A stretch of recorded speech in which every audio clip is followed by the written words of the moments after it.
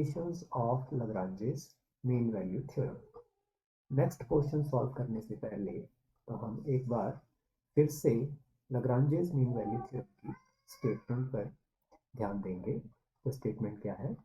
If a function f is, function क्या करेगा? दो कंडीशंस को सेटिस्फाई करेगा। इसमें फर्स्ट कंडीशन है फंक्शन कंटिन्यूस होना चाहिए इन क्लोज्ड इंटरवल ए।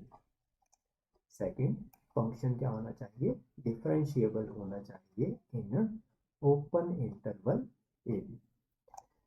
अगर ये दोनों कंडीशन सेटिस्फाई हो then there exist at least one real number c belongs to open interval AB such that, ये c किस तरह से एग्जिस्ट करेगा? तो फंक्शन का first order derivative at c किसके इक्वल हो? f of b minus f of a whole divided by b minus a। तो इसी थ्योरम का यूज करके हम क्या करेंगे? आज का सेकंड क्वेश्चन सॉल्व करेंगे। क्वेश्चन क्या है? By using Lagrange's mean value theorem prove that, तो हमें प्रूव करने के लिए बोला गया है mod sine x minus sine y is less than equal to mod of x minus y for all x y belongs to R। तो यहाँ पर x और y क्या हैं? दो रियल नंबर्स हैं। चलिए शुरू करते हैं सॉल्यूशन। कंसीडर द फंक्शन, तो हमें क्या करना है? यहाँ पर फंक्शन एक कंसीडर करना है। फंक्शन दिया नहीं गया है आपको, तो आपने ऐसे केसेस में सबसे पहले ध्यान में रखना है Lagrange's मीन वैल्यू थ्योरम का स्टेटमेंट को। तो स्टेटमेंट में क्या था? f dash c is equal to f of b minus f of a whole divided by b minus a। अब अगर आप इस स्टेटमेंट को ध्यान से देखें तो यहाँ पर f of b minus f of a बन रहा है, और आपसे भी कुछ इसी तरह से यहाँ पर पूछा गया है sine x minus sine y। That means अगर मैं फंक्शन को साइन थीटा की फॉर्म में लेट कर लेता हूँ तो मेरे पास ऐसा रिजल्ट बन सकता है Lagrange's थ्योरम का यूज करके। तो मैंने क्या किया? सबसे पहले फंक्शन को लेट कर लिया या कंसीडर कर लिया।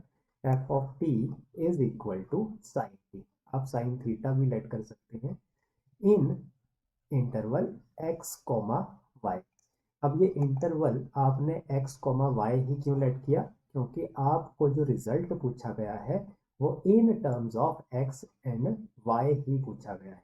तो हमने इंटरवल भी अपनी कन्वीनियंस के अकॉर्डिंग x कोमा y ही लेट किया है।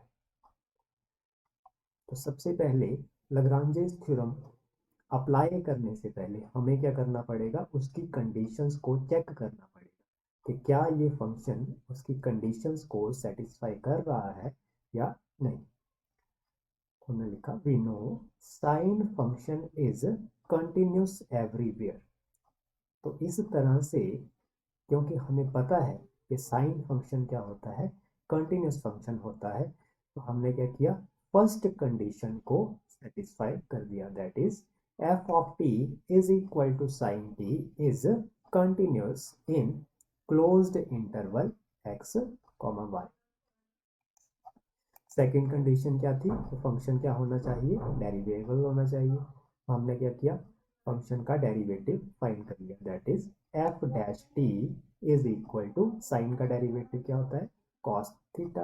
हमने यहाँ पे क्या किया? cos t, आंसर आ गया, दैट इज डेरिवेटिव एग्जिस्ट। तो इस तरह से f ऑफ t क्या बन गया? डेरिवेबल बन गया in open interval x, y। Therefore, both the conditions of Lagrange's mean value theorem are satisfied.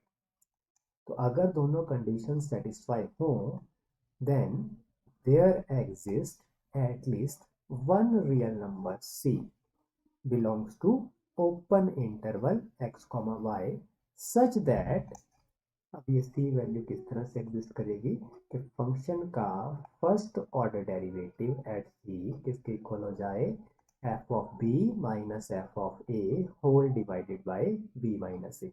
तो हमारे केस में बी क्या है, वाई है, और ए क्या है, एक्स है। तो हमारे पास क्या बना, f of y minus F of x whole divided by y minus x. इस तरह से लेफ्ट साइड में फंक्शन का डेरिवेटिव एट सी था, तो हमने क्या किया, जो फंक्शन का डेरिवेटिव हमने फाइंड किया था वहां पर टी को रिप्लेस कर दिया विद सी, तो हमारे पास आया कॉस सी। और राइट साइड में फंक्शन में टी को रिप्लेस किया विद वाई, तो आया साइन वाई, फिर minus sine x whole divided by y minus x.